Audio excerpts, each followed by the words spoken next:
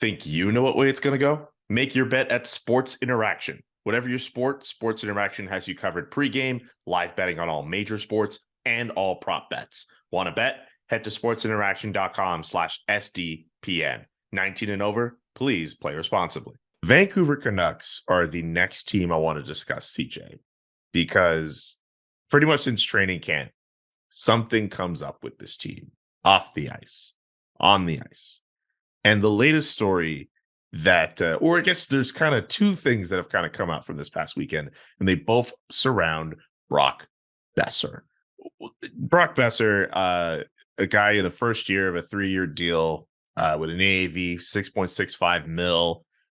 Looks as if he's going to be a healthy scratch on Saturday. At the very last second, gets plugged into the game. It just so happens that it's Hockey Fights Cancer Night. In his personal life, he lost his father to that horrible disease. It's a game that meant a lot to him, and he almost was not going to play that game. So it looked as Bruce Boudreau, his head coach, had said, it looked as if he was playing mad. It also just so happens that Brock Boeser, according to Elliot Friedman, will be available for trade. That's also announced the same night. What do you make of the Brock Boeser affair, the latest story surrounding the wildest soap opera going right now, the Vancouver Canucks? Yeah, there's a couple things. I mean, it's funny. You focus on any one team, like hyper focus on them.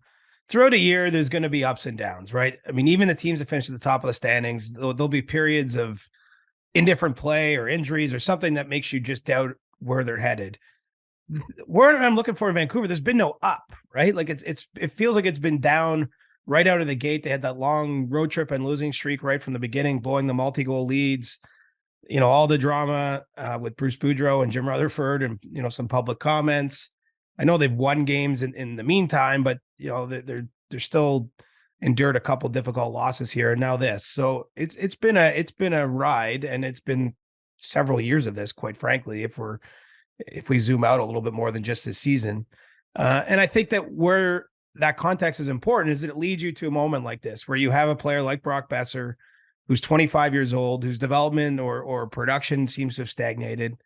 And there's just a lot of built up frustration there. And you know, I think where we're at, and it's a great scoop from Elliot Friedman of Hockey Night in Canada, is that both the Canucks and Brock Boeser and his agents all agree that it's probably best for there to be a fresh start here. And, you know, we'll see how that materializes. You know, his agent does have the ability to speak to other teams, which is a tactic or a strategy that sometimes GMs will deploy in this circumstance, because, you know, it might help them find the right fit. And then maybe the teams can swoop in and figure out how to make the trade work after that point in time. But, you know, it does seem as though his time is limited. And I think that there's an understanding too, though. He's still a pretty young player, right? And, you know, I think the Canucks understand he'll probably move on and score a bunch of goals for someone else in a better situation, but it's just not a very good situation for a lot of reasons right now in Vancouver. And, you know, I think management there has been looking to make some changes since they got there and had some trouble doing so. And, you know, perhaps this will be the first shoe to drop. I would certainly not expect it to be the last, from what we might call established pieces that have been part of this franchise for some time. And, you know, I'm not sure how long it's going to take for that trade to come together, because as we know, we haven't seen too many impactful trades, and we're talking, you know, pretty big cap hit here, changing hands. But, you know, the beauty of it for anyone who steps up and makes that deal is that you're not trading for a rental player. This isn't a typical kind of deal. This is a unique opportunity because the Canucks haven't won enough, and you know, Brock Boeser hasn't had enough success for them to keep their marriage going long term. Yeah, like this is a guy who could fit on so many other teams' top six. Like you just have to find a way to make the money work. Maybe you ask the Canucks for salary retention, because like I can understand teams that looking at a 6.65 mil salary, you're going to have to ask some questions. But just the fact that they're at this point with Brock Boeser is just, I mean, I don't know. It just seems very, if I was a Canucks fan, I'd just be super frustrated. Right. And look, when you get to this stage, like a lot of things have gone wrong. There's probably a little bit of blame on both sides for things that have happened. I mean, it's just a fact of the circumstances. But I mean, ultimately, this is the outcome when you have an organization that hasn't been run well. I think, because it's not like this is just one player, one specific set of circumstances. I mean, the Canucks have, it's been a tire fire.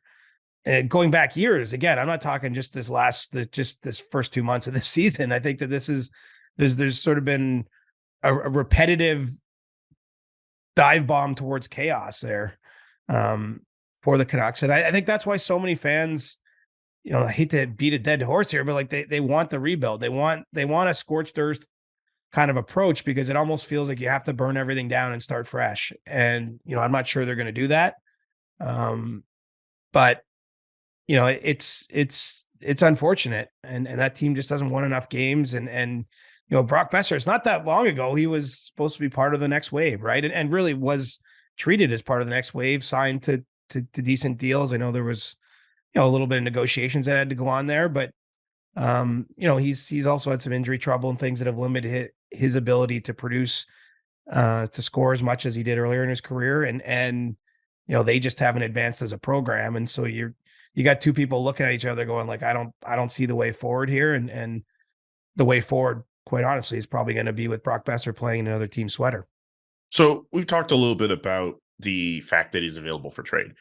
What do you think about the fact that the Canucks were going to scratch Brock Boeser on a night that obviously holds personal sentiment to it? Did the coaching staff even know about Hockey Fights Cancer Night? Or that's a good question. I don't know how clear that is, that if they knew or not. I just kind of assume that like it's written up on a calendar and teams kind of know. But that is also a fair question too. I can't answer that question if they knew. My best impression is that if they knew that, they wouldn't have scratched him that night. Like I don't like that.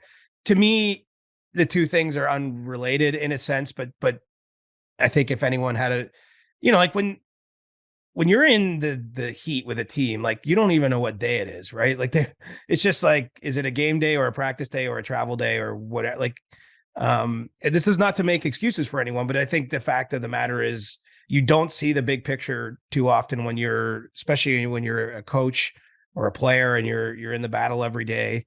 And so my best guess is that just was someone not putting two and two together. But I would like to think that had they realized that, they'd be like, okay, this probably isn't the night to make the point to the player that he's got to play better.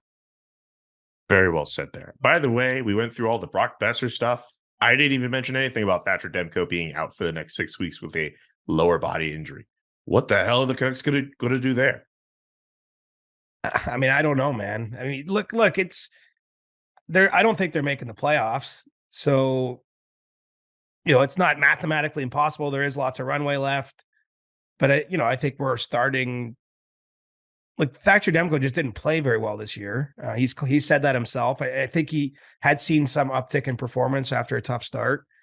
That's part of the problems is I think he papered over some of their issues last season when he was quite good. It's just another blow, but I don't know that it's a case where they have to make some move to be better in the short term. I think whether they probably haven't got there entirely internally yet, but at some point the white flag is going to have to go up on the season. We'll deal with the Bo Horvat situation at that time, I would think, because he's a pending unrestricted free agent. I know that there's still some desire to try to sign him versus trading him, but that'll play itself out here in the next 2 months as we get closer to the trade deadline. And I just don't know that this team has enough right now to keep winning with the blue line in the nature it is, being down a pretty good goaltender who hadn't played that well this year. And then, some of the other drama around the team. It's just not, I don't see the circumstances there for them to magically rally it together and win a bunch of games and make the rest of the season interesting. But stranger things have happened. Remember, it was around this time last year. I think it might've been almost this exact day that they fired Travis Green and Jim Benning and brought in Bruce Boudreau, and Bruce, there it is, was born, and they had a pretty good run, and they did get within breathing distance of the playoffs. So, I mean, it's not totally lost, but it's just hard to search for where do you find hope here. And I don't see them going to make a big trade for a goalie or something like that. I just think they're going to have to try to weather the storm with Spencer Martin and get through with what they've got. Shout out to everyone who hosts Game Over Vancouver. Tough season for y'all, friends. Tough season for y'all.